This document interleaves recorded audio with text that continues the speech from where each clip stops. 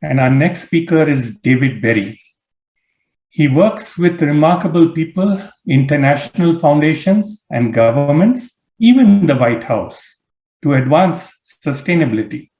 He encourages them to notice and share the best of themselves in the service of others and nature. He's gifted at making his audiences recognize their connection and responsibility beyond their lifetimes. David Berry, I am so privileged for your friendship and today to invite you to take the floor and lead us through meditating our relationship with the Himalayan ecosystem. David Berry, you have our attention.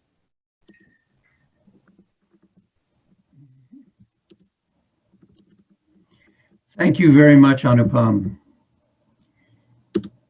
In addition to being an honor to be here with you all today, I've got to go back to the beginning. I am very grateful for the presentations that have gone before because we're all coming from a sense of connection to the Himalayas and a sense of the challenges. And I'd like to remind us that as we're listening and as we're sharing our viewpoints, we're all having experiences. And I'm grateful that my view, the amount of information I use to support that view or to shape an evolution of that view has changed in the last hour and a half as you've shared your own experience, your own research, your own depth of caring. And in this presentation, I'm going to invite you to focus on your experience more than you focus on my words or the images on the screen. This beautiful image now is taken from the flight from Paro Airport, the main airport in Bhutan, where Pema lives, to Delhi, India, where others of you live. And I've seen this view. This is not my photograph, but I've seen this view and it deeply moved me. I'm going to give you another view. I was driving across from Lhasa, then Shigatse, to go over a pass and down into Kathmandu, Nepal many years ago. And it was the season where the sky was very overcast. And it was usually not possible to see Everest. And I said to the guide in the vehicle, can you point to exactly where Everest is? And he did. And I stared at the patch of clouds. And for just a few seconds, it opened up and closed again. And I saw, not quite this clear, but I saw the peak of Everest through the clouds. So I'd like you to sense the presence of the Himalayas right now, even though we're not looking at them except in pictures. And there is a way you can sense. If you bring your attention to the weight of your bottom in the chair where you're sitting and your feet on the floor and wherever your arms are resting, you will feel a light supportive pressure that's both lifting you and grounding you, which is a very precious sensation on days and moments when you don't feel grounded or you feel isolated or a lack of support. That, of course, we're feeling the result of gravity. And behind that force, we're experiencing the mass of the entire Earth, the iron core, the mantle, the crust. And that crust includes all of the mountains and especially the vast mountains in northern Asia, including the Himalayas. Before being invited to do this talk, I shared an article with Jan and Anupam about a discovery near the peak of Everest that toxic chemicals were found in the snow, which away from the littered snow immediately next to the climbers, and that these toxic chemicals, which are carcinogenic, were shed from the garments of the thousands of climbers. This is now the pristine experience of summiting Everest. You see, it's a crowded, polluted environment. We've done to many mountain peaks of the world what we've done to many highly concentrated population areas. And so I saw it both as a symbol, and you can sense this in the pollution around you, what we are doing to the world. So let's pause a moment to reflect upon what we take from the Himalayas and the earth, each of us, and with great impact, all of us. So notice your need for water and the level of awareness you have or gratitude you have when you shower, when you drink water, when you use water for cooking. We are extracting water from a living ecosystem. We are using the soil and misusing the soil. We have deforested this earth, not just for a few generations, but for millennia. There are many places on the high Tibetan plateau that were forested until yaks grazed. The central picture here of little stone walls around trees, if they didn't build those walls out of mud and stone, grazing would kill those new trees, but they let the rain gradually dissolve the wall, and by the time it goes away, it's a good-sized tree and it doesn't perish.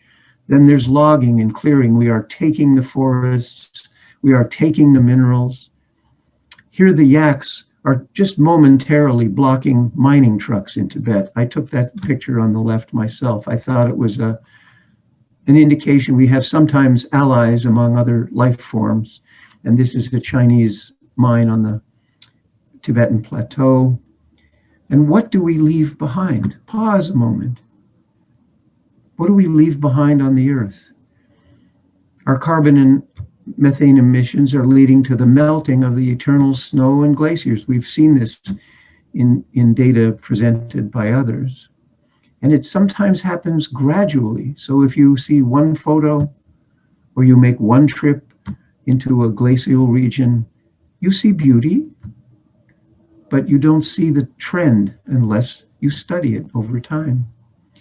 We are releasing invisible poisons, not just from our mountain climbing garments, but 10 million tons of toxic chemicals annually, of which 20% are known carcinogens. WHO estimated that 8.3% of all deaths in 2004 were due to environmental exposure to selected chemicals. Not all chemicals, just that short list you see is the source of 1 out of every 12 deaths on Earth. If you add all the other chemicals and you add chemicals in our food, non-acute poisonings, add smoking, it could be 1 out of 8 or worse. We're leaving plastics which are cluttering, they're contaminating the food chain. Microplastics are already affecting microlife in the oceans, and we just keep cranking out the plastics.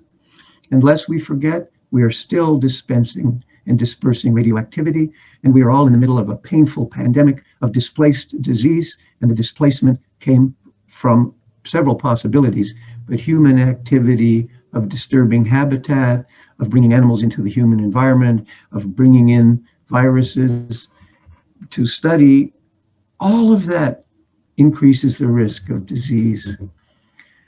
So our ethics are not merely artifacts of our aspiration, but they derive from our values. And we need to ask ourselves a very uncomfortable question. Are we willing to confront the uncomfortable possibility that our behavior actually reflects our current collective or median ethical standard based on a current lack of awareness of consequences, a lack of empathy with the suffering of others, people who live downstream, people and animals who live downwind, people and animals whose homes and habitats are shrinking?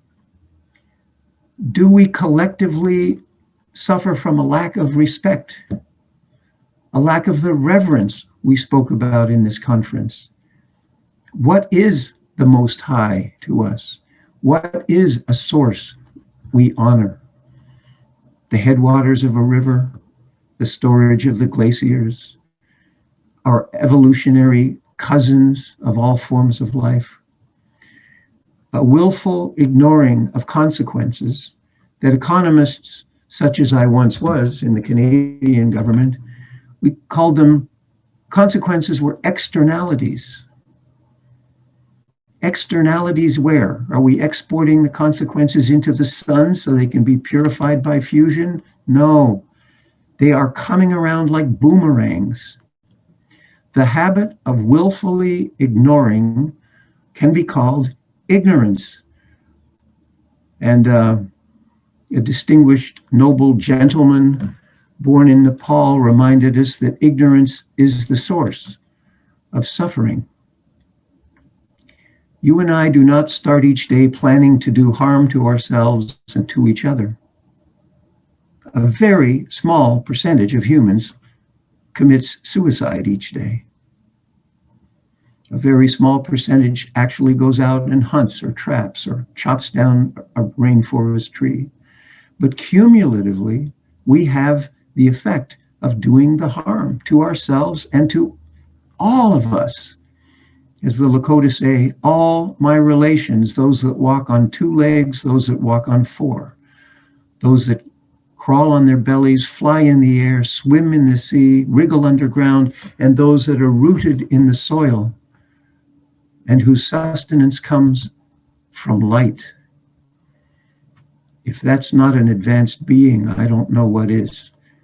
Processing, using light to derive nutrient from the earth itself and from water.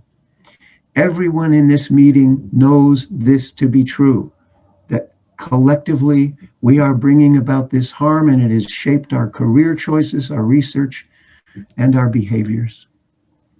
So are there antidotes to the misdirected foundation of our current ethics? Fear. Fear is not only the canonical terror, but it's survival, it's economic insecurity, it's fear of losing status or position. We may feel that we're not stuck in the archetype of greed, but each of us has some acquisitiveness, some sense of inequity or jealousy when we see somebody with greater abundance that we have. Anger includes impatience, intolerance, aggressive competition. You can feel a little of it within your own being. And what is delusion but a fixation on an extremely limited view of our being and the ecosystem and the universe? Sometimes the scale of the problems seem overwhelming. You've probably noticed, especially climbing a vast mountain, that we are very small, and the processes that sustain us, support our evolution, are vast and complex beyond our current understanding. But cumulatively, we can and do transform the pattern, and we could say for better or for worse. In describing what they call the great wisdom that goes beyond, or the Prajnaparamita, wise elders in the Himalayas offered or suggested a natural and evolutionary remedy. It becomes, good advice sometimes becomes embodied in a religion, which isn't entirely bad, but when you take a flow of energy and you focus it into a mental object, you've actually diminished it somewhat. Ever-changing flow like light. But there's a practice we can do individually and collectively of gradually becoming more aware of what are we transmitting. You know that the body you inhabit is animated by an energy pattern. If you know about acupuncture, if you know about contemplation of your energy centers, you know that this is an animated cadaver talking temporarily. So how can we work on the basic energy that we are as little transmitters, radio stations, so we can deliberately think about what we give and our generosity. We can think about the purity of our motivations. We can think about kindness to others, the distorted behaviors that we find so repulsive or make us reactive or angry.